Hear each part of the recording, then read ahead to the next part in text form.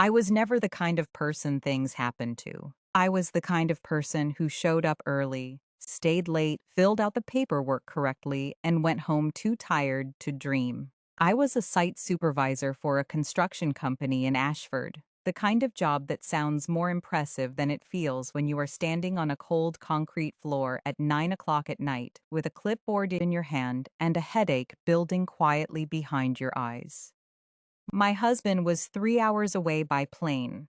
My daughter was 3 years old and already asleep by the time I got home most nights.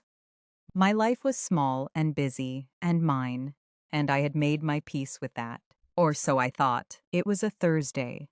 Block G, third floor, fluorescent light flickering overhead like it was sending a distress signal to someone who wasn't coming. I had been on site since 7 that morning, and I was running on determination and whatever was left of my fourth coffee. Ash, one of the site laborers, had already called out that he'd locked the storeroom and headed home. I raised a hand without looking up from my checklist.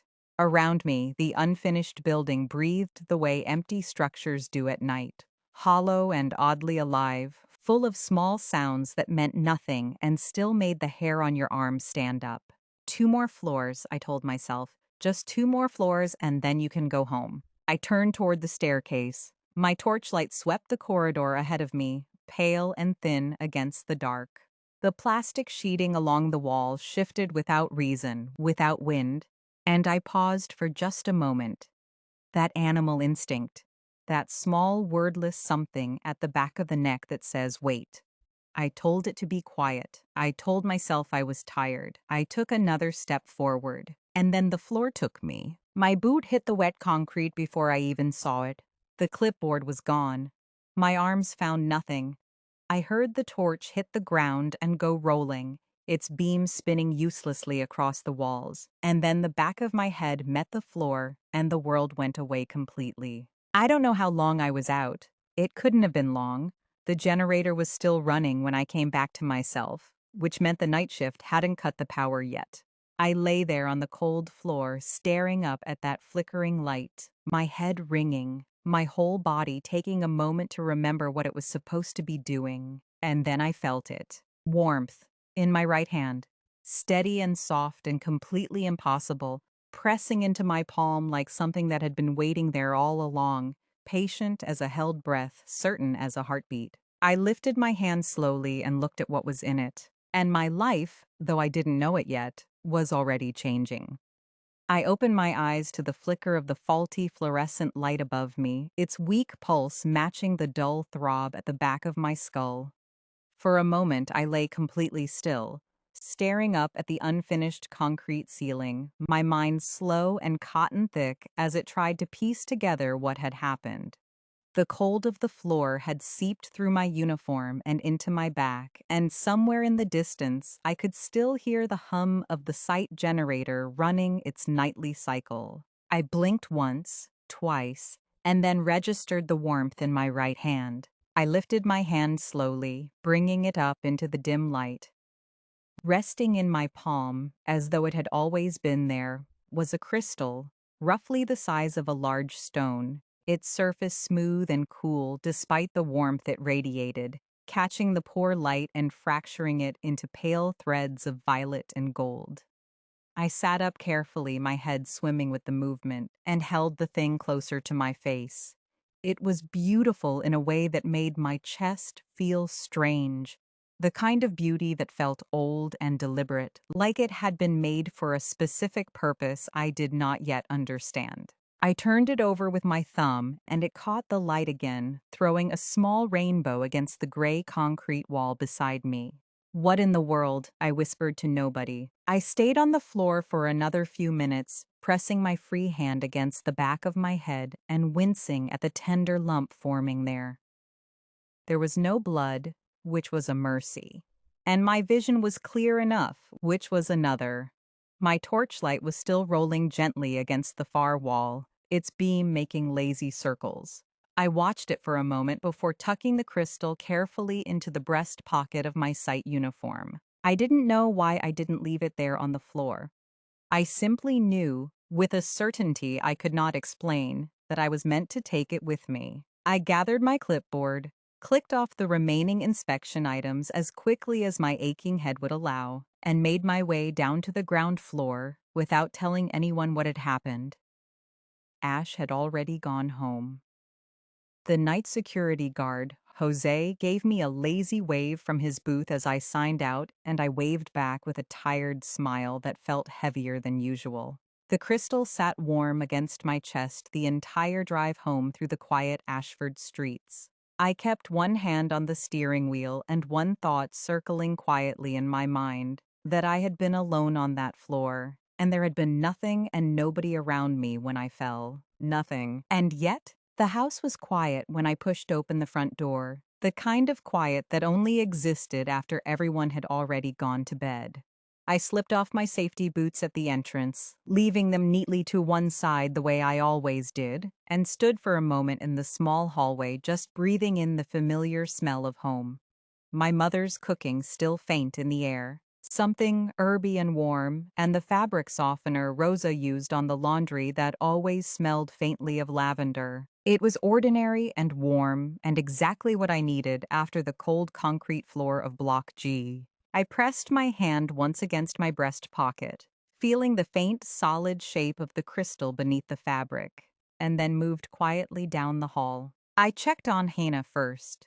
She was sprawled diagonally across her small bed the way she always slept, one arm thrown over her stuffed rabbit, her mouth slightly open, and her lashes dark against her round cheeks. I stood in the doorway for a long moment, just watching the small rise and fall of her chest, feeling something loosen in my own. I reached in and tugged the blanket up over her shoulder, smoothed a curl away from her forehead, and whispered a soft good night before pulling the door back to its original gap. My mother's room was dark and still. I didn't go in. I only pressed my palm flat against the closed door for a brief second, the way I had done since I was a child. A quiet goodnight that asked for nothing back. The gesture was so old and so automatic that I barely noticed I had done it until I was already walking away. Down the hall, I could hear the faint sound of Rosa's television murmuring through the closed door of the utility room. That small sound of normalcy made my shoulders drop another inch. In the bathroom, I sat on the edge of the tub for a long moment before I could convince herself to move. I set the crystal on the bathroom shelf beside my moisturizer and a half-used bottle of shampoo and looked at it under the yellow bathroom light. It looked different here than it had on the construction floor, softer somehow, less otherworldly, like a pretty stone a child might pick up from a riverbed and carry home in their pocket. I washed my face, winced at the lump on the back of my head when the water ran over it. Decided it was not bad enough to warrant waking anyone. A shower, some painkillers, sleep, that was the plan. I wrapped the crystal in a small cloth and tucked it into the drawer of my bedside table before I lay down. The bed felt extraordinarily good against my tired body, and I was asleep within minutes, so quickly and so deeply that I didn't even reach for my phone to text Daniel goodnight the way I usually did. The last coherent thought I had before sleep took me completely was that I would figure out the crystal in the morning, when my head was clearer and the world made more sense. But the dreams that came for me that night had other plans entirely. The dream did not feel like a dream. It felt like a memory of a place I had never been. A wide wooden porch washed in late afternoon gold, the kind of light that existed only in old photographs and childhood recollections. There were hanging flower baskets along the railing, their blooms fat and richly colored, and the smell of the air was something I had not encountered in years. Wood smoke and something sweet and baked, like a pie left to cool on a windowsill. I knew before I turned around that I was at Gran's cottage, or some dream version of it, assembled from scraps of memory my waking mind had long since filed away. She was sitting in the old armchair that had always lived on that porch, the one with the faded floral upholstery and the left armrest worn smooth from decades of use. Gran looked exactly as I remembered her from the last good years, small and neat, her white hair pinned back softly, her cardigan a warm, dusty rose, her hands folded in her lap with the patient stillness of someone who had long since made peace with the world. She was looking at me with an expression that was equal parts warmth and seriousness, the same look she used to give when she had something important to say and wanted to make certain she was heard. "Come and sit, love," she said quietly. I sat on the top step of the porch, just as I had done as a child, and pulled my knees up. The wood was warm beneath me, and somewhere in the garden a bird was singing its unhurried evening song.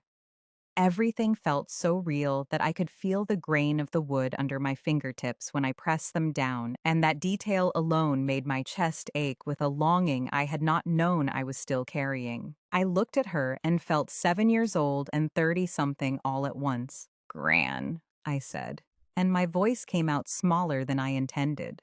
"I know," she replied, as though I had said something much longer. She unfolded her hands and reached forward, tapping the back of my hand twice with 2 fingers, the same gentle gesture she had always used when she wanted to emphasize something.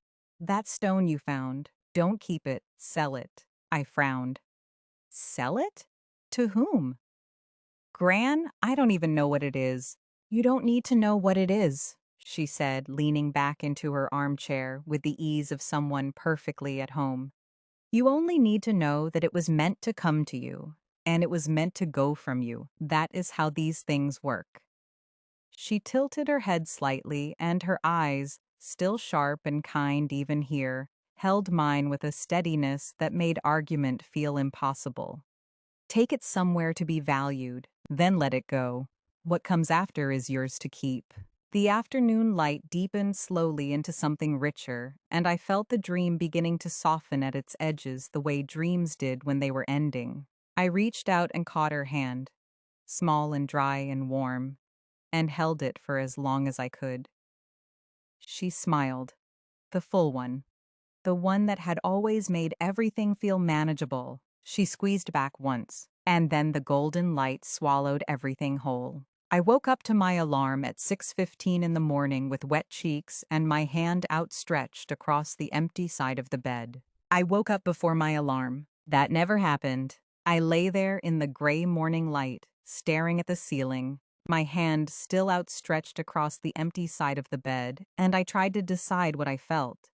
The dream had been so real that I could still smell the wood smoke and the baked sweetness of Gran's cottage.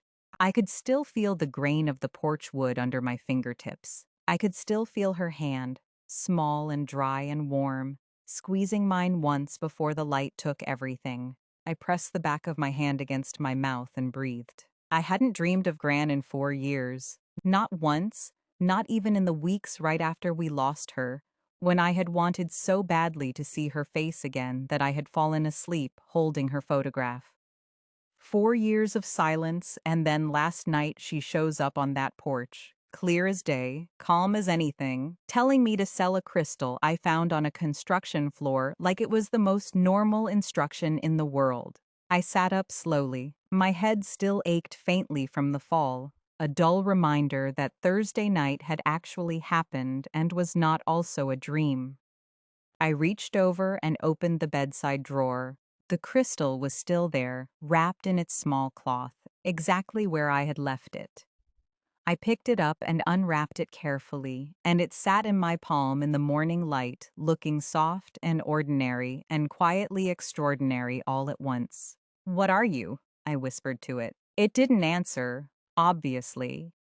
It just sat there glowing faintly violet in the gray morning light, patient as a held breath, the same way it had been since the moment I found it. I wrapped it back up, put it in my bag, and then I did something I had not done in 8 months. I called in to take the day off. My supervisor, Mr. Holt, sounded mildly surprised, but didn't argue. I had not taken a single personal day in 8 months. I had overtime hours stacked so high they were practically architectural. One day off was not going to bring Block G crashing down. I sat on the edge of the bed after the call and felt the strange lightness of a weekday morning with nowhere to be. Through the wall, I could hear Hannah waking up, that particular series of sounds, a thump, a pause, then the patter of small feet. That meant she had thrown her stuffed rabbit out of bed again and was retrieving it before committing to being awake. I heard Rosa's door open.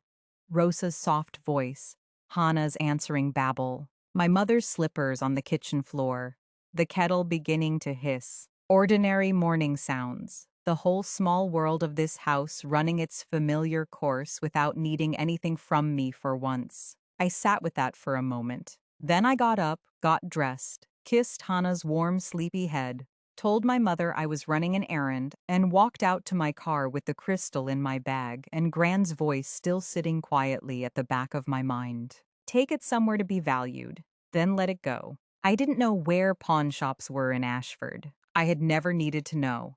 I typed it into my phone and the map gave me 3 options, all within 20 minutes. I picked the one in the middle, not the closest, not the farthest, for no reason I could explain except that it felt right. Most things that day felt right in ways I couldn't explain. I would get used to that eventually, but not yet.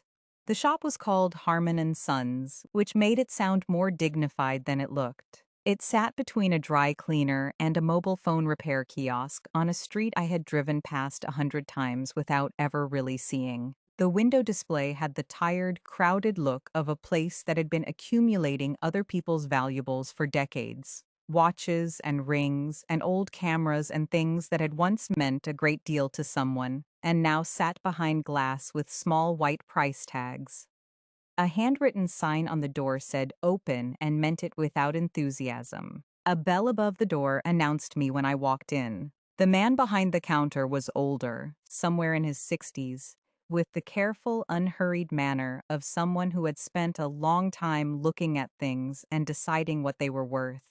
He glanced up from whatever he was reading and gave me the neutral, professional nod of a man who had seen everything walk through that door and was not easily surprised. "Morning," he said. "What can I do for you?" I put my bag on the counter. I had rehearsed this moment in the car. I would be calm. I would be matter of fact. I would not say I found this on a construction floor after I knocked my head and my dead grandmother told me in a dream to sell it because that was not a sentence that inspired confidence in anyone. I would simply say I had a stone I wanted valued. Simple, normal. "I have something I'd like valued," I said. Simple, normal, good. I unwrapped the crystal from its cloth and set it on the counter between us. The man looked at it. And then something happened to his face that I had not expected. The professional neutrality dropped away completely, so fast it was almost like watching a mask fall. He leaned forward slowly, both hands coming to rest flat on the counter on either side of the crystal, and he looked at it with an expression I could not name. Something between recognition and disbelief and a carefully controlled excitement that he was not quite managing to control. He did not touch it. "Where did you get this?" His voice was different, quieter. "I found it," I said carefully. "Is it worth anything?" He straightened up and looked at me for a long moment with those careful eyes. Then he said, "I'd like you to wait here for a moment, if you don't mind. There's someone I want to call." I minded a little, but Gran had said, "Let it go," and something in my chest, that same wordless certainty that had made me pick the crystal up off the floor in the first place, said stay. So I stayed. He made the call in the back room. I couldn't hear the words, but I could hear the tone. Low, urgent, precise. When he came back out, his expression was composed again, but his hands were not quite steady. "Someone is coming to speak with you," he said. "It won't be long. Can I offer you a tea?" He offered me tea the way someone offers tea when they need you to stay put and not ask questions yet. I recognized the tactic because I used it on subcontractors. "Thank you," I said. "White, no sugar." I sat in the small waiting chair beside the counter and drank my tea and waited. And the crystal sat on the counter between us, wrapped in its cloth, glowing so faintly in the morning light that I was almost certain I was imagining it. Almost. He arrived in 40 minutes. I knew he was someone the moment he walked through the door because people who are someone move differently, not louder or faster, but with a particular kind of settled certainty, like the space around them has already been notified of their arrival and arranged itself accordingly. He was somewhere in his 50s, well dressed without being showy about it, with the kind of face that had spent a long time making decisions and was comfortable with that. He looked at the crystal first, then he looked at me. "Ms. Suria?" he said. I had not given the pawn shop owner my name. I felt a small, cold thread move through me, and then it dissolved just as quickly, replaced by that same wordless steadiness that had been quietly running underneath everything since Thursday night. "Yes," I said. He sat down across from me. The pawnshop owner had produced a second chair from somewhere, and he folded his hands on the counter and looked at me with the direct, respectful attention of someone who was about to have a serious conversation and wanted me to know he was taking it seriously. "My name is Mr. Calloway," he said. "I represent a private acquisitions group. We have been looking for this particular stone for a very long time." He paused. "May I ask where you found it?" "I found it," I said, the same way I had said it before, which was not an answer, and we both knew it. He accepted that with a small nod, as though it was the answer he had expected. "It's genuine," he said. "I don't need to test it to tell you that. I've seen documentation of it for years. It is, to put it plainly, extraordinarily rare." He looked at the crystal again, and something moved across his face, something almost like relief. "Our group has been authorized to purchase it. I can have the paperwork drawn up today, if you're willing." I looked at him. I looked at the crystal. I thought about Gran on the porch and the golden light saying what comes after is yours to keep. "How much?" I said. He told me. I had been holding my teacup. I set it down very carefully on the counter because my hands had suddenly decided they were not reliable. "I'm sorry," I said. "Could you say that again?" He said it again. The number did not change. $120 million. The shop was very quiet. Outside on the street, a bus went past. The bell above the door moved slightly in the draft and made its small sound.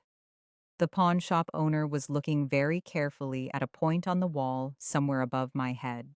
"The paperwork," I said after a moment, "will take how long?" "A few hours," Mr. Calloway said. "We can use the office next door. Everything will be properly documented. Provenance, transfer of ownership, payment processing. You'll want a lawyer present, of course." "Of course," I said, as though I had lawyers I called on a Tuesday morning. I excused myself for a moment and stepped outside onto the pavement. The street was doing its ordinary Tuesday things. People walking, a delivery truck idling, pigeons on the post office steps across the road. Everything exactly the same as it had been an hour ago. I stood there for a moment in the ordinary Tuesday air. Then I took out my phone and searched for trust fund lawyers in Ashford. The first result felt right before I had even finished reading it. I was beginning to stop being surprised by that. I want to be honest about what happened in that room. I did not cry. I did not faint. I did not make any of the sounds a person is supposed to make when their life changes in the space of a morning. I sat in the office next door to Harmon and Sons with Mr. Calloway and a lawyer I had called 40 minutes earlier. A calm, efficient woman named Ms. Fern who had arrived with a briefcase and a no-nonsense manner that I immediately trusted with my entire life, and I signed the papers. My hand was steady. I don't know how, but it was. The crystal was transferred. The documentation was witnessed. Ms. Fern reviewed every page with the focused attention of someone who charged by the hour and intended to earn it. Mr. Calloway's people processed the payment. It took 4 hours in total, which is a surprisingly ordinary amount of time for the most extraordinary thing that has ever happened to anyone. By 2 o'clock in the afternoon, I was sitting in Ms. Fern's actual office 3 blocks away, and she was explaining to me what a trust fund was and how it worked and what my options were. And I was listening carefully and asking sensible questions, because that was the only thing I knew how to do with large amounts of information. Process it methodically, one item at a time, the way I worked through an inspection checklist. "A weekly disbursement," Ms. Fern said, "of 100,000 would allow the principal to grow while providing you with a consistent, manageable income stream. 100,000 a week." I wrote it down in my notebook. the same one I used for site inspection notes. In my ordinary handwriting, between a note about Block G's third floor drainage and a reminder to follow up with a subcontractor about tiling. It sat there on the page looking completely impossible and completely real at the same time. That works, I said. Ms. Fern looked at me over her glasses with an expression that suggested she had handled wealthy clients before, but not many who responded to 100,000 a week with that work said in the tone of someone confirming a lunch order. I think she respected it. I think she also thought I might be in shock. She was probably right on both counts. I left her office at 4 o'clock with a folder of documents, a new bank account number, and the first payment already processing. I sat in my car in the car park, and I did not go anywhere for quite a long time. And then, quietly, in the completely ordinary car park of a legal office building on a Tuesday afternoon in Ashford, I put my head down on my steering wheel and I cried. Not from sadness, not exactly from happiness either. From something I didn't have a name for. Something that felt like 4 years of tired finally being allowed to sit down. Gran, I thought. Gran, I hope you can see this. I drove to pay off every debt I had. I did it the same afternoon, one by one, methodically, the way I did everything.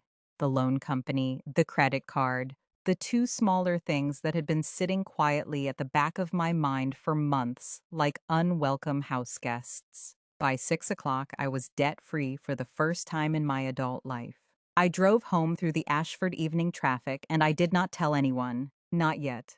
3 weeks later, I bought a car. This requires some explanation. I had been driving the same car for 6 years. A small, practical thing in a color the dealership had called graphite gray, and that I had privately always thought of as the color of resignation. It ran. It got me to sight and home again. It had a scratch on the rear bumper from a car park in 2022 that I had never bothered to fix because fixing it felt like caring about something I didn't have the energy to care about. 3 weeks after selling the crystal, I walked into a dealership on a Saturday morning while Hannah was at my mother's and I bought a new car. Cash. 60,000. Which 3 weeks ago would have been an impossible number and was now simply the price of the car I wanted. The salesman, young, eager, slightly stunned, kept waiting for me to ask about financing.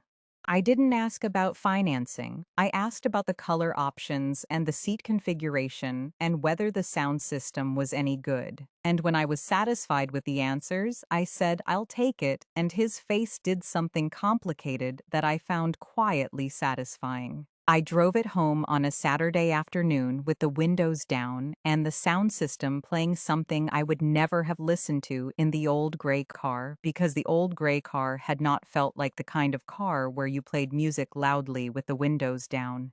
This car did. Hannah saw it first when my mother brought her back. She stopped dead on the pavement and stared at it with the absolute focused attention of a 3-year-old encountering something new and requiring full processing. "Whose car?" she said. "Ours," I said. She considered this. Then she walked up to it very seriously and pressed both palms flat against the door the way children do when they are claiming something, and said "mine" with a certainty that made my mother laugh and made me feel something so warm I had to look away for a moment. My mother looked at the car and then looked at me with an expression I knew well, the one she used when she had questions, but had decided to wait for me to explain in my own time. I smiled at her. I said I got a good deal. She looked at me for another moment with those careful mother's eyes. "Good," she said finally, in the tone of someone filling that word with a great deal more than its 4 letters could technically hold. She picked up Hannah and took her inside, and I stood on the pavement for a moment with my hand on the roof of my new car and thought about Gran on the porch saying what comes after is yours to keep. I kept it. I kept all of it. And I still didn't tell anyone the whole story. Not my mother, not Daniel on our nightly calls, not Rosa, who noticed the car immediately and said very nice, ma'am, with the particular careful neutrality of someone who had also noticed it was a significant upgrade and was being politely discreet about it. I said thank you, Rosa. And I went inside and made dinner and helped Hannah with her bath and read her the same book she had requested every night for 3 weeks. And life continued exactly as it always had, except that underneath everything, quietly and permanently, something had changed. The luck was already working. I just hadn't started to notice the pattern yet.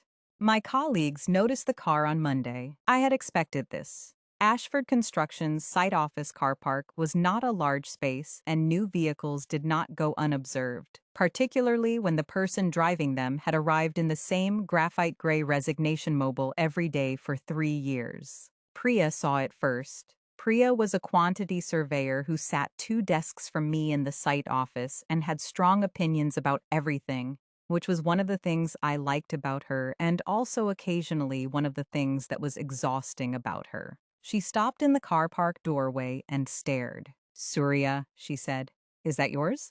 "Yes," I said, which was the honest answer and also the only answer I had prepared. She looked at it for a long moment. Then she looked at me, then back at the car. "Did you win something?" "No," I said. "Inherit something?"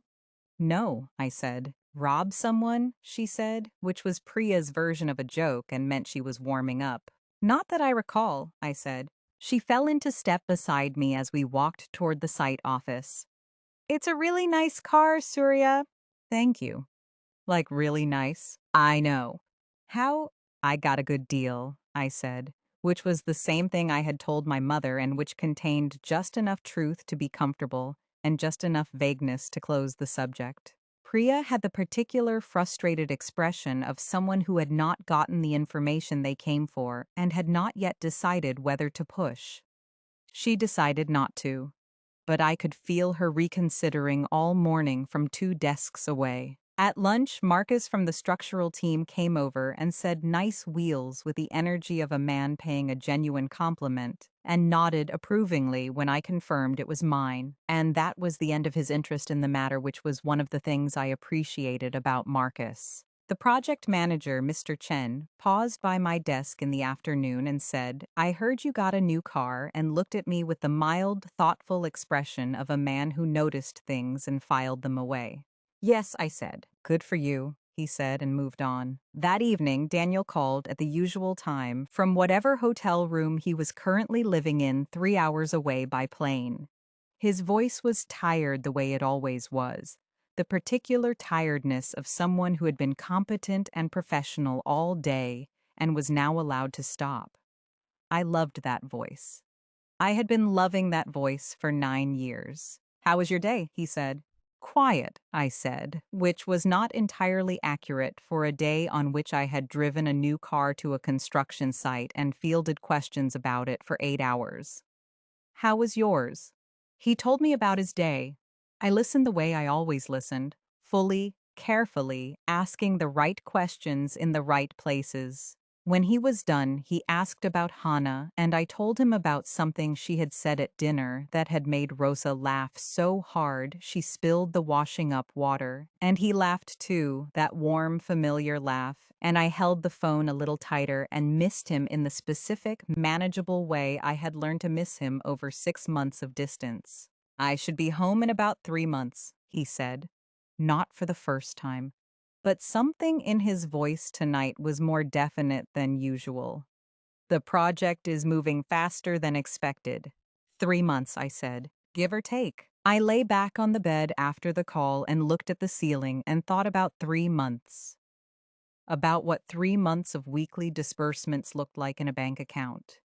About what I could do with that and the right amount of patience and planning. A smile started somewhere in the middle of my chest and worked its way up slowly. I had a plan forming, a quiet, careful, wonderful plan, and I was in absolutely no hurry.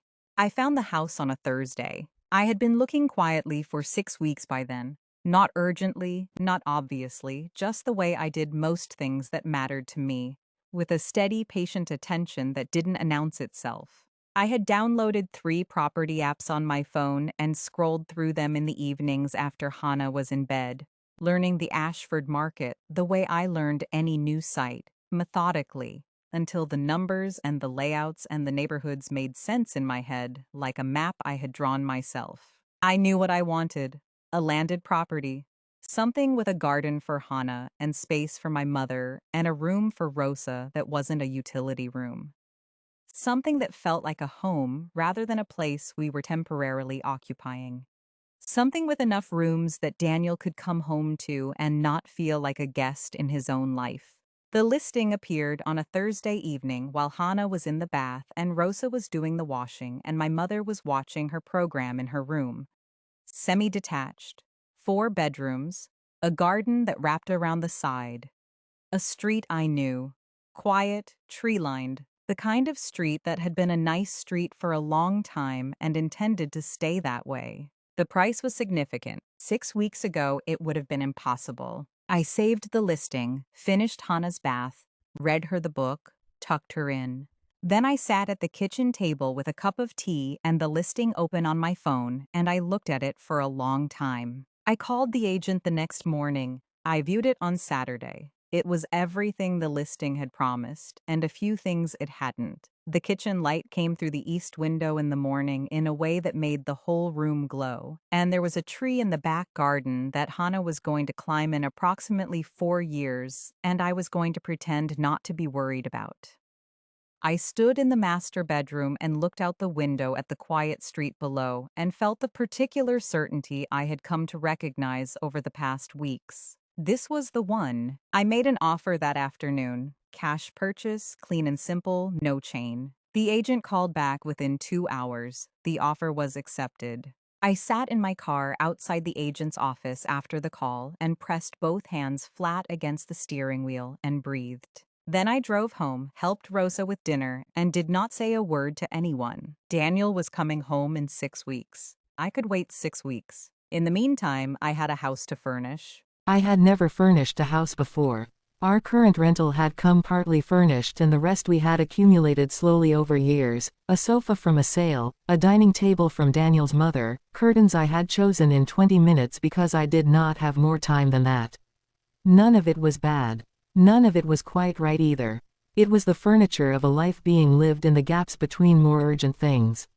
This was different. I had 2 months of weekly disbursements sitting in my account and a 4-bedroom semi-detached house that was legally mine and entirely empty, and for the first time in my adult life I could choose things because I loved them rather than because they were on sale.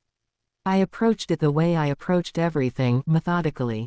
I made lists. I measured rooms. I researched. I spent 3 evenings going down rabbit holes of interior design that I had never previously allowed myself to go down because wanting things you cannot afford is its own particular kind of sadness, and I had long since learned not to. I wanted warm. I wanted solid. I wanted the kind of house that felt like an exhale, where you walked in and your shoulders came down and your breathing changed. Cream walls and warm wood floors and furniture that was built to last. Curtains that reached the floor. A kitchen table big enough for everyone. Soft rugs and good lighting and a garden with things actually growing in it. I ordered everything online and had it delivered to the new house while we were still living in the rental. Rosa did not know why I was spending Saturday afternoons away. My mother did not ask. Hannah, when she asked where I was going, accepted, running errands, with the easy trust of a child who has not yet learned that adults carry whole worlds of information they do not share. I assembled what I could myself. I hired people for what I couldn't. I stood in the middle of the new living room one Saturday evening surrounded by soft lamplight and the smell of new furniture, and I turned slowly in a circle and looked at what I had built. It looked like a home. It looked like the home I had been quietly imagining for years without ever quite letting myself imagine it fully. I sat down on the new sofa in the empty house and I called Daniel. 3 weeks, he said. I'll be home in 3 weeks, give or take. Good, I said. I have something to show you. The new car, he said, because I had finally told him about the car, framed as a good deal I couldn't pass up, which he had accepted with the comfortable trust of a man who knew his wife made sensible decisions. Something else, I said. There was a smile in his voice when he said, should I be worried? No, I said, and I meant it so completely that it came out softer than I intended. No, you should not be worried at all. After the call I sat in the quiet of the new house for a little while longer, listening to it settle around me, learning the particular sounds of its pipes and its windows and its garden in the evening wind. Then I drove back to the rental and made dinner and helped Hannah with her bath and read her the book and did not say a word. 3 weeks. I could wait 3 weeks. He landed on a Friday afternoon. I knew the flight time. I had been checking it twice a day for 3 weeks with the casual, obsessive frequency of someone pretending they were not counting down. 3 hours in the air, 1 hour driving, home by 7. I had arranged everything. I told my mother the night before, sat her down at the kitchen table after everyone was in bed, and watched her face move through 7 expressions in 30 seconds. Surprise, confusion, understanding, something like tears quickly redirected, and finally a smile that settled in and stayed. "You bought a house," she said. "I bought a house," I confirmed. She reached across the table and put her hand over mine. "Your gran would be so pleased," she said. I pressed my lips together and nodded. Rosa was told that morning. She responded with the composed professionalism of someone who had privately noticed several things over the past 2 months and had chosen to say nothing. Hannah was told at lunch. She processed it for 4 seconds, confirmed her stuffed rabbit could come, and returned to eating. I picked Daniel up from the highway drop-off. He came through the arrival gate tired, and then he saw me, and the tiredness rearranged itself into something else. He walked toward me with that particular walk, not faster, just more deliberate, like someone moving towards something that mattered. I had missed him in a specific, manageable way for 6 months. When he put his arms around me, it became briefly unmanageable. I let it be that for a moment. "You look different," he said, pulling back to look at my face. "Good different." "I have something to show you," I said. I drove him through Ashford in the Friday evening light, turned onto the quiet, tree-lined street, pulled up in front of the semi-detached house with the garden and the east-facing kitchen and the tree Hannah was going to climb in for years. Daniel looked at it, then looked at me. "Come inside," I said. "Everyone is already here." They were. My mother in the kitchen with tea ready, Rosa quietly efficient in the background, and Hannah, who had been saving it up, launched herself at her father with 3-year-old force the moment he walked through the door. I stood in the hallway and watched Daniel hold his daughter and look around at the warm walls and the solid furniture and the curtains that reached the floor. I watched understanding arrive on his face slowly, the way light arrives. Not all at once, but building, until the whole room was lit. He looked at me over Hannah's head. "How?" he said quietly. "Sit down," I said. "I'll explain." And I did. I told them about the crystal, about Gran's dream, about the pawn shop and Mr. Calloway and Ms. Fern and the paperwork. I watched all their faces move through disbelief and wonder and slow acceptance. I told them I received $1 million for it. Not 120 million. 1 million. I don't know exactly why I chose that number. It was enough to explain everything without being so large that it changed the way they looked at me. I had thought about this carefully and decided the full number was mine to keep for now. What comes after is yours to keep. Maybe Gran meant money. Maybe she meant something else. I kept both, just in case. Nobody slept much that first night in the new house. Hannah was the exception. She passed out at 8:30 with the ruthless efficiency of a child who had processed all the excitement she could and was done. I sat on the edge of her new bed afterward and watched her sleep and felt the enormous quietness of someone who has pulled off something they weren't entirely sure they could pull off. Daniel found me there. He leaned in the doorway the way he always had, shoulder against the frame, watching.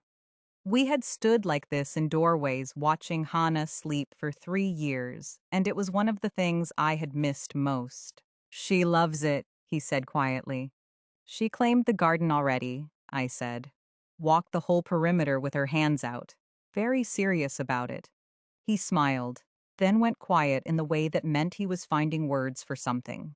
"You carried this alone for 2 months," he said finally. "Yes. Why?" I looked at Hannah sleeping. "Because I wanted to do it first. Make it real." Show you something finished rather than something uncertain. I paused.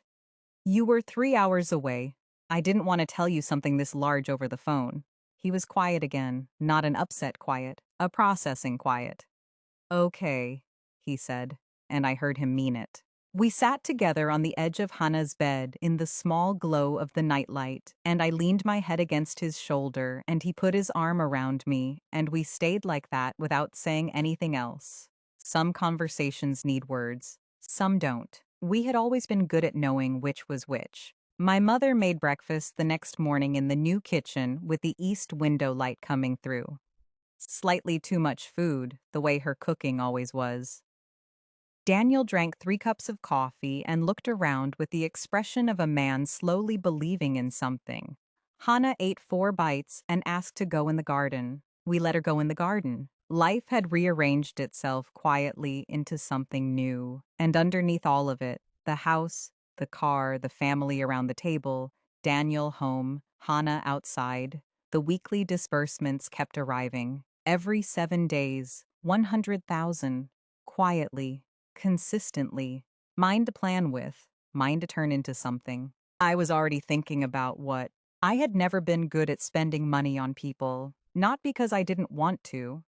I had always felt that particular ache, seeing something exactly right for someone I loved and not being able to get it.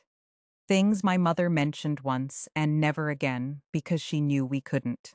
Toys Hannah looked at in shop windows with the focused longing of someone who understood the word expensive without knowing its meaning. Small things, the kind that accumulate into a quiet sadness over years. Now I could manage them. I started carefully, not with dramatic gestures, those would generate questions I wasn't ready for, but with the quiet accumulation of right things at the right times. My mother's slippers had been falling apart for months. I ordered her new ones, proper ones with memory foam and the wide fitting her feet needed, left them outside her door one morning without comment. She came to breakfast wearing them. Neither of us said anything. We both pretended not to notice each other noticing. Hannah's room got a proper bookshelf at her height, a soft rug, a little table and chairs, good paints, and good paper. She discovered the art table on Saturday morning and sat at it for 2 hours without moving. I watched from the doorway and said nothing because some moments are better witnessed than narrated. Rosa got a raise, quietly, directly into her account, with a note that said thank you for holding everything together. She came to me the next morning with her composure entirely intact and said thank you, ma'am, in her usual tone, then went to make breakfast with a particular focused energy I recognized as someone expressing gratitude through competence. Daniel the First was most careful with. He noticed things. He had grown up without much and had the particular alertness of someone who tracked expenditure by instinct. I gave him small things. The good coffee he had always bought the cheap version of. A jacket he had mentioned once and talked himself out of. An afternoon alone in Ashford to rediscover a city he had been away from for 6 months. He came home from that afternoon looking lighter than he had since the plane. Life was genuinely, quietly, solidly good. I sat with that goodness carefully, not grabbing at it, not afraid it would disappear. Just present with it, grateful for it, letting it be real. And then one Sunday evening in the garden, while Hannah demonstrated something she had built from sticks with complete seriousness, Daniel turned to me and said, "I've been thinking about land." I turned to look at him. "Agricultural land," he said, "outside the city, something we could build on. Long term." I looked at my husband in the garden of our new house in the evening light and thought about a future I had been quietly assembling without knowing all its pieces yet. "Tell me more," I said, and that was how it started.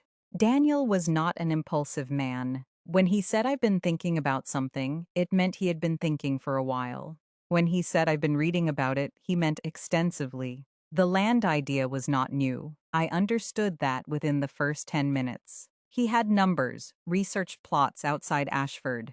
Soil types, water access, zoning, projected costs, realistic timelines.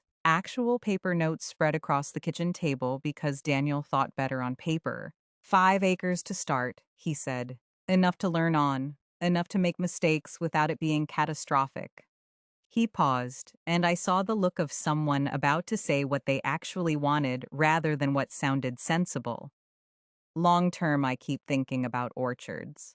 Livestock eventually, and he stopped. And, I said, he picked up a page and put it back down. This is going to sound large. Tell me anyway. I think it could be more than a farm, he said. If we do this right, it could become somewhere people want to come to.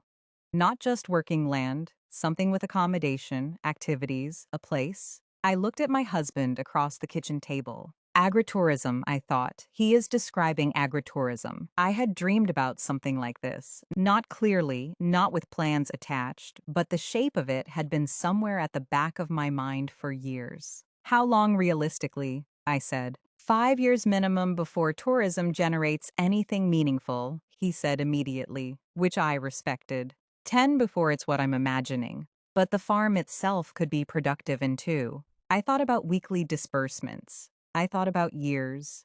Let's find the land, I said. He looked at me, then smiled. The quiet, real one. You're not going to tell me to think about it more? You already thought about it more, I said. For months, by the sound of it. I trust your thinking. He reached across the table and put his hand over mine.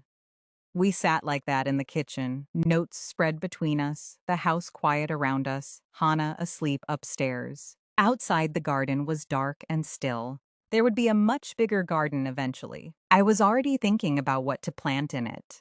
We looked at 11 plots over 6 weeks. I kept a list. Notes on each one in the same notebook with the trust fund number written between site inspection reminders.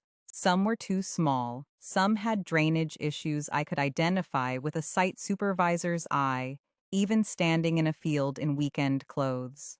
One had a boundary dispute the agent mentioned with the careful casualness of someone burying important information in pleasant presentation. The 11th was different. 40 minutes outside Ashford, down a road that got progressively more serious about itself until it arrived at a gate and a field that opened into something difficult to describe, except as a place that knew what it was.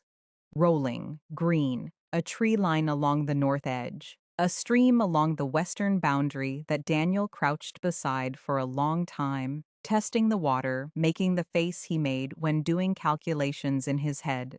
Good soil. I pressed my boot in and felt it give the right way. Hannah ran in wide circles across the field.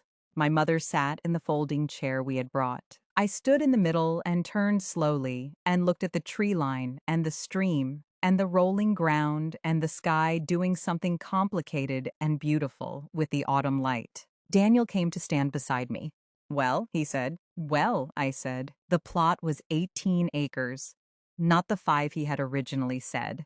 When the listing came through, he had sent it without comment, and I had looked at the price, done the arithmetic, and sent back a single message. Let's look at it. 18 acres was a commitment, a statement, a 10-year plan that required believing in yourself and each other across an uncomfortable amount of time.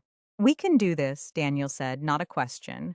We can do this, I said, not one either. We made an offer Monday, accepted by Wednesday. I sat in my car outside Miss Fern's office afterward and simply breathed for a while. The second time I had done that outside that building, 18 acres, I thought about Gran, who had grown things her whole life, who had sent me in the right direction with a tap of 2 fingers and a certainty that made argument feel impossible. She would have liked this field. She would have been practical about it. But she would have stood in the middle of it and done that thing with her face that meant she was pleased about something and was choosing not to make a fuss. I drove home. Daniel and Hannah were in the garden with their sticks. My mother watched from the back door with tea. Rosa was inside being efficient. The house smelled like something good was happening in the kitchen. I stood at the garden gate and looked at all of it. Then I went in. We broke ground in spring. The winter had been preparation, research and planning and walking the land in different weather, learning what it did with rain and frost and light. Daniel took an agricultural short course at the college. 3 evenings a week, sitting among people 20 years younger, unbothered. I read everything he brought home and asked questions, and slowly, the vocabulary of a working farm settled into my head alongside inspection reports and load calculations. We hired 2 people. Owen, the farm manager, late 30s, grew up on a working farm, had the practical intelligence of someone who learned things from the ground up. And B, younger, who worked with a focused energy that reminded me of myself at that age, except she knew considerably more about soil preparation. The kitchen garden went in first. Practical, manageable. Something that would produce results in one season and give everyone the satisfaction of watching something come back. I drove out every Saturday. Sometimes Hannah came and examined worms with serious scientific interest. Sometimes my mother sat near the kitchen garden and offered opinions more valuable than she knew because she had grown up with land and the knowledge was still in her hands. Sometimes I went alone and walked the full boundary, stream, tree line, the high point where the city was a suggestion on the horizon. I stood up there on clear days and looked at everything we owned and felt something quiet and permanent. The first harvest came in August. Owen brought a box, tomatoes, courgettes, herbs, a lettuce Hannah carried from the car to the kitchen as though transporting something fragile. My mother made a salad that evening. We ate it at the big kitchen table, all of us together, and it tasted the way first things taste when you have grown them yourself. Disproportionately good, better than it had any right to be, except that it had exactly the right amount of effort in it to make it taste that way. Daniel looked at the table, at the food, at me. Phase 1, he said. Phase 1, I agreed. Hannah asked for more salad. Outside the window, the garden was doing its summer things, and the farm 40 minutes away was growing, and the disbursements kept arriving every 7 days, and life was accumulating itself into something I had not quite dared to fully imagine, even now that I was living it. Phase 1. There were more phases coming. I was ready for them. Around the 18-month mark, people started to notice something had shifted. Not dramatically, not all at once. The way things become visible when they have been building long enough.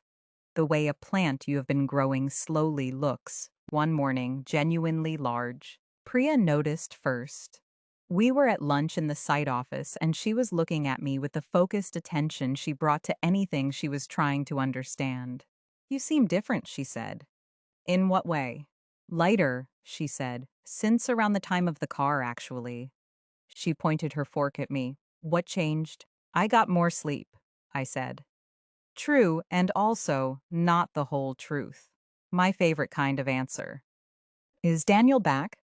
"Daniel is back, yes." "And did you buy a house on Elmwood Street because I drove past one last month and I swear that was your car in the driveway?" I ate my lunch without confirming or denying. "Suria, the food here has gotten worse," I said. "Have you noticed that?" She gave up on the direct approach and watched me carefully for the rest of the day. Priya could watch me carefully for 100 years, and I would give her exactly what I chose to. No more. Daniel's colleagues had noticed things too.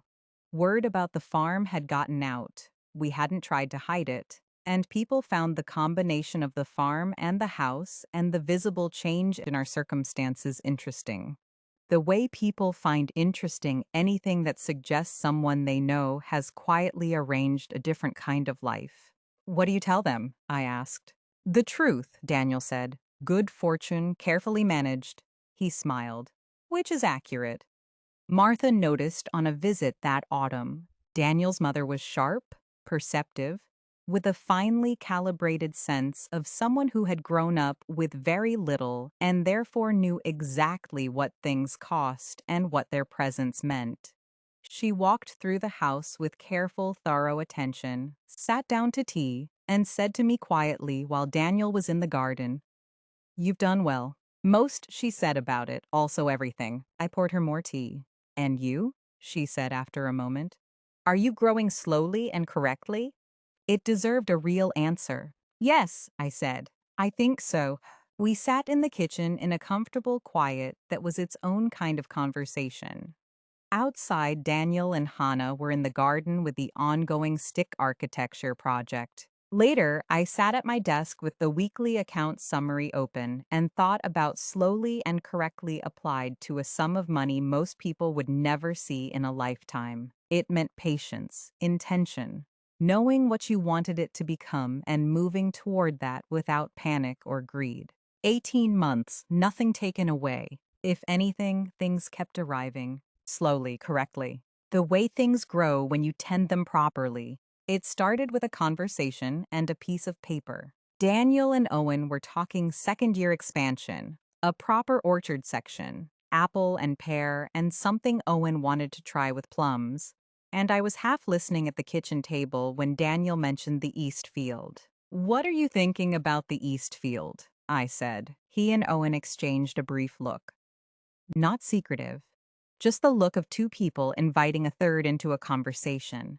"Show her," Owen said. Daniel spread a sketch on the table. The farm as it existed, the orchard planned, and in the East Field, drawn lightly as though not quite committed to the page yet. Structures, small ones, set apart with paths between them.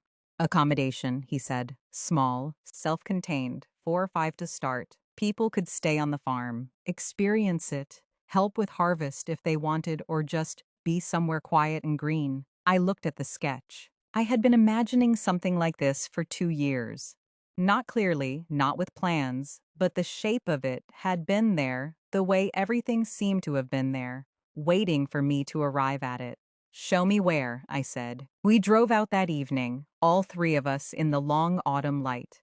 Walked the East Field while Owen talked groundwork and Daniel talked orientation, and I walked the perimeter and stood in the middle and turned slowly the way I always did. From here you could see the orchard, the kitchen garden, the tree line and the stream and the rolling ground, going up to the high point where the city was a suggestion on the horizon.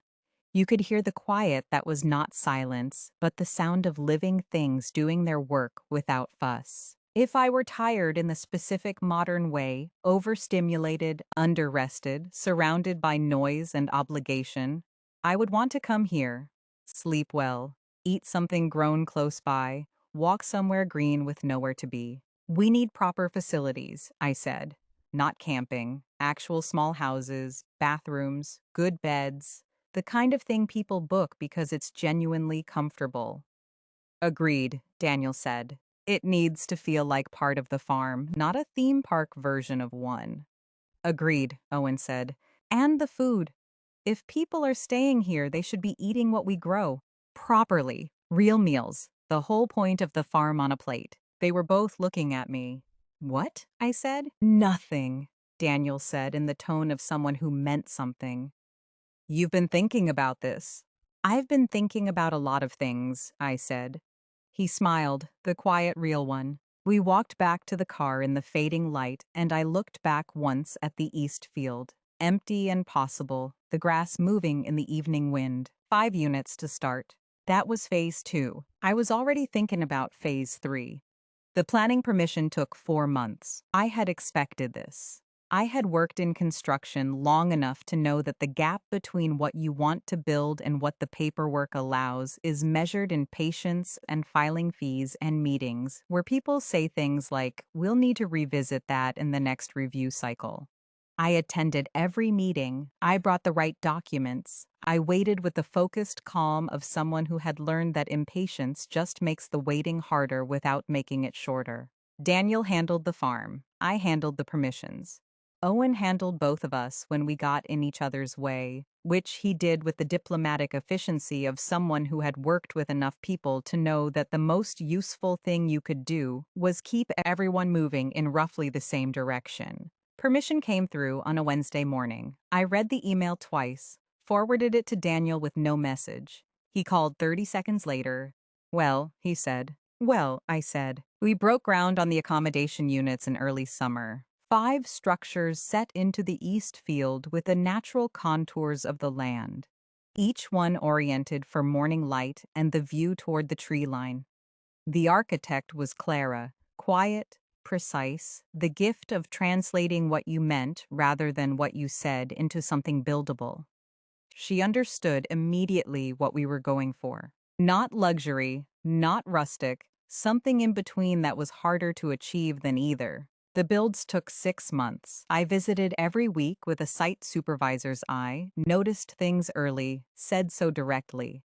Clara and the contractor appreciated this even when what I was saying was that something needed redoing. Hannah turned 5 during the build. I took her to see the structures going up on her birthday, and she stood in front of Unit 3's framing with her hands on her hips in a posture so reminiscent of me on a site inspection that Daniel took a photograph without saying anything. I have that photograph still. By the time the units were finished, the orchard had been in the ground 18 months, and the first trees were establishing themselves with the slow, serious intention of things that know they are going to be there for a long time. The first booking inquiry came before we officially launched. Word had gotten out. Someone had posted a photograph of the unfinished units and the orchard behind them, and it had found its way to the right people. The message came through our farm website, a couple asking if they could book a stay. I showed Daniel. He read it. Read it again. "We're not open yet." "I know," I said. "We should probably get open," he said. "Probably," I said. We opened 3 weeks later. The first guests arrived on a Friday afternoon. A couple, early 40s. The look of people who had driven somewhere specifically to not look at their phones for 2 days. They stood in front of Unit 1 with their bags and looked at the farm and the orchard and the east field in the afternoon light, and the woman said, "Oh," and didn't say anything else for a moment. I showed them around, left them to it. I drove home that evening and sat in the kitchen and thought about Gran on the porch. What comes after is yours to keep. This was after I was keeping it. The first review came in 10 days after the first guests left. I found it on a quiet Tuesday evening while Hannah was in the bath and Daniel was on a call with Owen about the plum situation, which had become its own ongoing subplot of the farm story involving soil acidity and Owen's strong opinions and Daniel's patient mediation between Owen and the plums. 5 stars, the woman who had said "oh" when she arrived. I read it 3 times. She wrote about the quiet, about waking up and hearing nothing that wasn't natural, about the breakfast things in the kitchen, the eggs from our hens, the bread from the local baker we had started working with, the jam Rosa had made from the first proper harvest of the kitchen garden and which I had started including in the welcome basket on Rosa's strong recommendation. She wrote about walking to the high point in the early morning and watching the light come across the field and feeling, as she put it, like herself again for the first time in months. I sat with that for a while. Like herself again. That was what I had wanted it to be, not a destination, a restoration. The second review came from the couple in Unit 3 the following week. The third from a solo traveler who had booked Unit 5 for 4 nights and extended to 7. By the end of the second month, we had 11 reviews, all 5 stars, and a waiting list that had assembled itself without any advertising beyond the photograph someone had posted from the high point at sunrise that had been shared more times than I could track. Daniel printed the reviews out and pinned them to the board in the farm office, which was a converted outbuilding that Owen had claimed as his domain and furnished with the functional minimalism of someone who needed a desk and a kettle and nothing else. The board had started as a planning tool, schedules and tasks and seasonal calendars, and was becoming something else, a record of what we were building and who it was reaching. I stood in front of it one morning reading the reviews and felt something I still didn't quite have a name for. Not pride, not satisfaction exactly, something more like recognition, like the thing I had been moving toward had turned around and looked back at me and confirmed that yes, this was it, you found it, well done. Priya came to stay for a weekend in month 3. I had not told her it was ours. I had mentioned offhandedly that a friend had recommended a farm stay outside Ashford and that she might like it, and she had booked it herself online and arrived on a Friday evening with a bag and a bottle of wine and an expression of someone who needed 2 days of not being anywhere urgently. She called me Sunday morning from the high point. "Suria," she said. "Yes," I said. "This is your farm." It was not a question. Priya had never needed things to be questions. Yes, I said. A long pause. It's incredible, she said. It's actually incredible. The eggs alone, Suria. The eggs. I laughed. It came out fuller than I expected, the kind of laugh that happens when something has been quietly making you happy for a long time and suddenly has permission to show it. I'm glad you like it, I said. You could have told me, she said, and there was something in her voice that was not quite hurt but was adjacent to it. I know, I said. I'm telling you now. Another pause. Then, the jam is also incredible. What's in the jam? Rosa's secret, I said. Don't ask her. She won't tell you.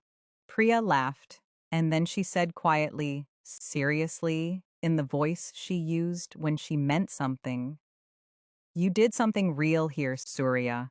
This is something real. I stood in my kitchen in Ashford and looked out the window at the garden and thought about an empty field and a piece of paper and a sketch on a kitchen table.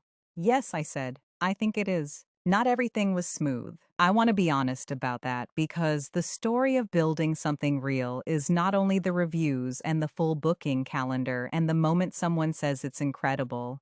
It is also the February when the heating in Units 2 and 4 failed simultaneously during a fully booked weekend, and I spent a Saturday driving back and forth between Ashford and the farm with portable heaters while Daniel managed the guests with a calm I was genuinely grateful for. It is the disagreement with Owen about expansion timing that went 3 weeks without resolution and required my mother of all people to say something at the dinner table that made both of us feel mildly embarrassed and reach an agreement by the following morning. It is Hannah at 5.5 deciding she did not like the farm and announcing this clearly and with conviction during a family visit, sitting down in the middle of the Eastfield path with her arms crossed, done. It took 45 minutes and a hen that came to investigate and ended up being named Margaret before she reconsidered her position. Margaret is still alive. Hannah is now the farm's most committed hen advocate. It is also the booking that went wrong. Guests who were unhappy with things I could not have prevented, weather mostly, and who left a 3-star review that I read approximately 40 times and had to decide consciously and deliberately not to take personally. Daniel read it once and said some people book a farm stay and expect a hotel, and there is nothing you can do about that except make sure the people who understand what you are offering find you instead. He was right. I knew he was right. It still took me a week to fully agree with him. The money was not the hard part. The money was manageable, patient, reliable in its weekly arrivals. The hard parts were the human parts, the decisions that didn't have a right answer, the moments when what I wanted to do and what needed to be done were different things, the particular exhaustion of caring about something enough to let it be difficult. I still worked at the construction company through the first year of the accommodation units, part-time by then. I had negotiated a reduced schedule that Mr. Chen had accepted with the measured professionalism of a man who preferred keeping a good site supervisor part-time to losing her entirely. I finished my IOW registration during that period, which I had been working toward for years and which felt, when the certificate arrived, like closing a chapter and opening another simultaneously. I handed in my notice on a Thursday, cleaned out my desk on a Friday. Priya cried, which she would deny if asked. Marcus said good luck with that farm thing with genuine warmth. Mr. Chen shook my hand and said, I hope it goes well, Suria, and I think he meant it. I drove out to the farm that afternoon, walked the full boundary the way I always did, stood at the high point and looked at the city on the horizon. I had started this commute when the farm was an empty field. I would continue it now as the person responsible for everything on it.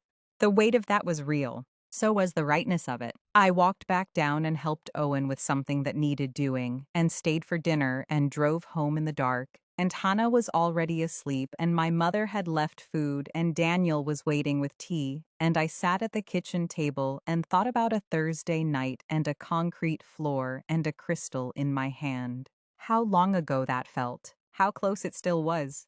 It began with the bakery. We had been working with a local baker named Edith for 2 months. Her bread was in our welcome baskets, and guests kept asking where it came from. She drove out twice a week. It was becoming a significant portion of her income. One afternoon, she came with the bread and stayed for tea, which had become a habit, and she said carefully, the way people say things they have been thinking about for a while, that she had been wondering about a permanent spot closer to the farm. Something small, where guests could come and where people from the surrounding area might also come. I thought about the flat area near the farm entrance we had been using as overflow parking. 2 months later, planning permission for a small structure at the farm entrance was submitted. Approved in 3 months. Faster than the accommodation units. I took this as confirmation that the luck was still working quietly in its particular way. Edith's Bakery opened on a Saturday morning in late spring. Wood-fired oven. The smell reached the accommodation units and probably the city on a clear day. The first Saturday had a queue. The cheesemaker came next. His name was Patrick. His cheese had won things. He had heard about the bakery from Edith and came on a Tuesday and stood looking at the entrance area doing arithmetic in his head. "Is that space available?" he said, pointing beside the bakery. "It could be," I said. Within 4 months, he had a unit beside the bakery. Guests were building half their days around bread and cheese from the entrance and walks through the orchard and dinner made from what we grew. The local newspaper ran a piece, a food blogger came, a travel writer stayed and called us quietly extraordinary in print, which I read in the farm office while Owen said, "Well then," in the tone of someone who had always believed this was going to work. The entrance area kept growing, a flower stand that B had set up because guests kept asking, a small pottery from a local artist in a converted outbuilding, a honey producer who placed hives along the tree line and whose honey Owen maintained was the best he had ever eaten. 5 businesses now, each one chosen carefully, each one belonging here in a way I could feel before I could always explain. Daniel stood at the entrance one Sunday, watching people move between the bakery and Patrick's unit and the flower stand, and he said quietly, "I didn't see this part coming." "Neither did I said. He looked at me. "Is that okay?" I looked at what we had made. The bread smell and the orchard beyond and the 5 little houses in the east field where people came to feel like themselves again. "Yes," I said. "That's okay." The accommodation listing went live on a Thursday. I had been resistant to it for longer than made practical sense. We had our own booking system, our own website, our own growing reputation. I had told myself we didn't need a platform, that the direct relationship with guests was part of what made us what we were, that I didn't want an algorithm deciding who found us. Daniel let me have that position for about 6 months before he put a very polite and very thorough document on the kitchen table one evening, showing me what platform listing would do to our visibility and our occupancy rate and our off-season bookings specifically, which were the thing I most needed to address. I read the document. "You've been building this argument for a while," I said. "Since February," he said. "It's August." "I know when it's August," he said mildly. I listed us on Thursday. By Saturday, we had 12 new inquiries. By the following Thursday, we were fully booked for the next 4 months, including the off-season weeks that had been stubbornly quiet on our own system. The algorithm, it turned out, was very good at finding the people who wanted exactly what we were offering and had not known we existed. I told Daniel he had been right. He received this information with the grace of someone who had known he was right since February and had waited patiently for August. The Airbnb listing changed things in ways I had not fully anticipated. The guests it brought were slightly different, more varied, coming from further away, finding us through searches rather than word of mouth. An artist from the city who came for a week and painted the orchard every morning and left a small watercolor on the table of Unit 5 that I found when I was doing the changeover and which now hangs in the farm office.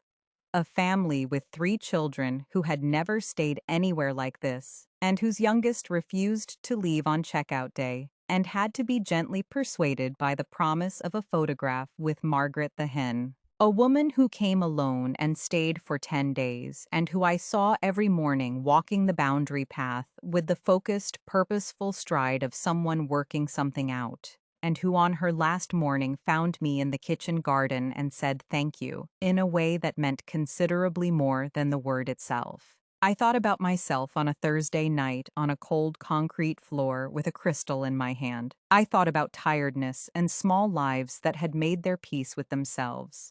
I thought about Gran. Thank you, I thought back, to the woman, to Gran, to the general direction of whatever had sent me stumbling across that wet patch of concrete on Block G's third floor. The farm had 47 five-star reviews by the end of that year. The entrance cluster had 5 businesses now: bakery, cheese, flowers, a small pottery that a local artist had opened in a converted outbuilding, and a honey producer who had placed hives along the tree line and whose honey was, Owen maintained, the best he had ever eaten, which was the strongest endorsement available from a man who said things like, "Well then," when he meant extraordinary. We were not a small farmstay anymore. We were becoming something that didn't quite have a category yet. I was comfortable with that. Some of the best things don't have categories. Hannah was 7 when she figured it out. Not all of it. Not the crystal, or the 120 million, or the trust fund, or any of the parts that were still mine to keep. But something, the shape of something, the way children sometimes sense the outline of a thing they cannot name. We were in the farm office. She had taken to coming with me on Saturdays. Not because I asked her, but because somewhere between 5 and 7 she had decided the farm was interesting and had appointed herself a kind of roving consultant with no official duties and strong opinions. She had named 4 of the 5 hens and had complicated relationships with all of them. She knew which apple variety was which in the orchard and corrected guests who got them wrong with a thoroughness that made Owen quietly proud. She was sitting at Owen's desk drawing. She drew constantly now, had filled 6 sketchbooks in the past year, horses mostly, and then farm things, and increasingly things she saw, and then her own invented versions of things she saw. And I was going through booking confirmations and half listening to her hum to herself the way she did when she was concentrating. She stopped humming. "Mom," she said. Did something happen to you before all this?" I looked up from the laptop. She was looking at me with the particular serious expression she got when she was asking something real. She had Daniel's eyes and my directness, and the combination was occasionally startling. "What do you mean by all this?" I said carefully. She gestured generally, at the office, at the window beyond which the farm was doing its Saturday things. "This," she said, "the farm, the house, everything being—" She paused, searching. "Different to how it was." I looked at my daughter, 7 years old, sketchbook in her lap. Margaret's feather tucked into her ponytail because she had started doing that and none of us had found the right moment to address it. "Something happened," I said. "Yes." "Something good?"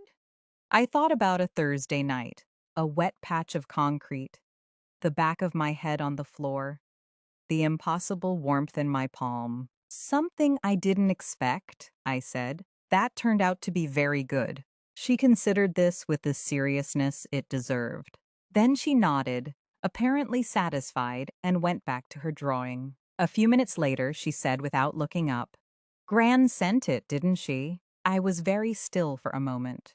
"What makes you say that?" I said. She shrugged the way children shrug when they know something, but can't explain the knowing. "She just seems like the kind of person who would," she said, "from the stories you tell about her." I looked at my daughter drawing in the farm office on a Saturday morning with a hen's feather in her hair. "Yes," I said quietly, "I think she probably did." Hannah nodded as though this confirmed something she had already decided. Then she held up her sketchbook to show me what she was drawing. It was the farm, all of it. The units and the orchard and the entrance cluster and the high point and the stream and the tree line, rendered in the particular style of a 7-year-old who was genuinely talented, full of energy and observation and the specific confidence of someone who draws because they cannot help it. In the corner of the drawing, sitting on a small wooden chair under one of the orchard trees, was a small figure with white hair and a cardigan. I looked at it for a long time. That's Gran, Hannah said matter-of-factly. She lives here now. I think she likes it. I pressed my lips together, nodded. I think she does too, I said. The first event happened by accident. A couple staying in Unit 2 asked, on their second evening, whether we ever did anything for occasions. They were celebrating an anniversary, 20 years, they said, with the particular mixture of pride and mild disbelief that 20 years produces, and they had wondered if there was somewhere on the farm that might work for a small private dinner. I said let me think about it. I thought about the high point. About the view from there in the evening. About what it looked like when the light was doing the complicated beautiful thing it did at that hour. I called a caterer I had been introduced to through Edith the baker. I called Clara the architect and asked about temporary structures, specifically a simple open-sided canopy that could be erected and taken down without disturbing the land. Clara said she knew someone and made a call. 3 days later the couple ate dinner at the high point of the farm under a simple canopy with the city a suggestion on the horizon and the orchard dark and still below and the sky doing everything it usually did up there but with candles this time. They left a review that I still have saved separately from all the others. Within 2 weeks I had 4 inquiries about events. I called Daniel. He was quiet for a moment after I explained. Then, how big are we talking? Small, I said. Intimate. Nothing that changes what the farm is. Private dinners. Small celebrations. Maybe eventually a ceremony or 2, outdoor, simple. I paused. Nothing that means building a venue. The land is the venue. Another pause. Clara, he said. Already called her, I said. Owen, he has opinions about the orchard section specifically which I think are actually good opinions. Of course he does, Daniel said, in the fond tone he used for Owen's opinions. The event offering was formalized over the following months. Not a wedding venue in the traditional sense, I was clear about that with every enquiry, and I turned away anything that felt like it wanted to turn the farm into something it wasn't. What we offered was specific and limited and exactly what we were, a working farm with a high point and a view and the particular quality of quiet that people kept coming back to. The first ceremony happened in autumn. Small, 14 people, the couple and their closest. Officiant standing in the long grass of the high point with the tree line behind and the sky above and the city nowhere in particular because from up there it knew its place. I watched from a distance. I had not planned to watch. I had meant to be in the farm office going through bookings. But I ended up standing at the edge of the orchard with a cup of tea going cold in my hand watching 14 people stand in the grass and witness something and feeling, as I had felt at various points over the past years, each time something new became real, that particular unnamed thing that was adjacent to pride and adjacent to gratitude and not quite either. Daniel found me there. He stood beside me without saying anything and we watched together for a while. Phase 3, he said eventually. Phase 3, I agreed. Above us an apple tree was doing its autumn thing. The city was a suggestion. The ceremony continued. The farm held it all without comment, the way good places do, the way places that have been grown slowly and with intention hold the things that happen in them, quietly and permanently. Like they were always going to. It was Rose's idea. I want to be clear about that because it would be easy, in the telling of this story, to position myself as the one who saw everything coming. I did not see everything coming. Quite a lot of what the farm became arrived sideways, through other people, through conversations I was only half listening to until I was suddenly fully listening. Rosa had been making jam since the first proper harvest. Initially for the welcome baskets, a small jar, the recipe her grandmother had taught her, adapted for what we were growing. Guests had been asking about it since month 3. Taking jars home, asking if they could order more. One guest, a chef, it turned out, with a restaurant in the city, had written to ask if we supplied commercially. Rosa had shown me the email with the careful neutral expression she used when she wanted to say something and was waiting to be asked. What do you think? I said. I think, she said, precisely, that I could make considerably more jam if I had a proper kitchen to make it in. I looked at her. She looked back with the composed patience of someone who has been holding a thought for a while and is now, finally, putting it down somewhere. "What else?" I said. Because I knew there was more. "Preserves," she said. "Pickles. Sauces from the kitchen garden. Things that last and travel well and represent what the farm grows." She paused. "There is a building near the east field that is currently being used to store things that could be stored elsewhere." I went and looked at the building. She was right. It could be stored elsewhere. Clara drew up a small production kitchen. Planning was straightforward. The farm's relationship with the local authority had become, through years of sensible applications and fulfilled promises, one of mutual reasonable trust. The kitchen was built in 4 months. Rosa's first commercial batch went to the chef's restaurant. The second to a deli that had heard about it through the chef. The third to a farm shop 2 villages away that had been looking for exactly this kind of thing from exactly this kind of producer. She hired an assistant within 6 months. A young woman named Lily who had studied food production and who approached the preserving process with a seriousness that Rosa approved of and showed by not criticizing, which for Rosa was the highest form of professional praise. The production kitchen became another thing guests wanted to see. Rosa began running small workshops, 4 guests maximum, Saturday mornings, learning to make what she made, taking jars home at the end. They booked out. We had a waiting list. I stood in Rosa's kitchen one Saturday morning watching a group of guests learn to make jam with the focused attention of people doing something real with their hands for the first time in a while, and Rosa moving between them with the particular authority of someone entirely in their element. And I thought about a tired woman who had arrived at our house 4 years ago to help hold things together while I worked overtime at a construction site 3 hours from her husband. I had tried to take care of Rosa. Rosa had taken care of all of us. And now she was taking care of something larger. I caught her eye across the kitchen. She gave me the small contained smile she kept for moments when she was genuinely pleased and was choosing not to make a fuss about it. I smiled back. We understood each other. 5 years after I fell on a construction floor in Ashford and woke up with a crystal in my hand, I stood at the high point of our farm and looked at what we had built. The accommodation units were full. They were almost always full now. We had added 3 more in year 3, making 8, and the waiting list for weekends ran months ahead. The entrance cluster had grown to 7 businesses, each one chosen carefully, each one belonging here in a way I could feel before I could always explain. The event program ran year-round. Rosa's kitchen had its own website and its own wholesale accounts, and Lily had hired an assistant of her own. The orchard was established. The trees knew they were staying. Owen had gray in his hair now that hadn't been there when he'd first walked our 18 acres with Daniel. He managed a team of 6.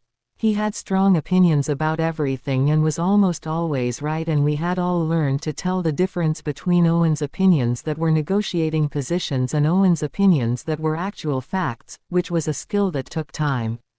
Hannah was 9. She had an official role at the farm, self-appointed, uncontested, as the person responsible for the welfare and social lives of the hens.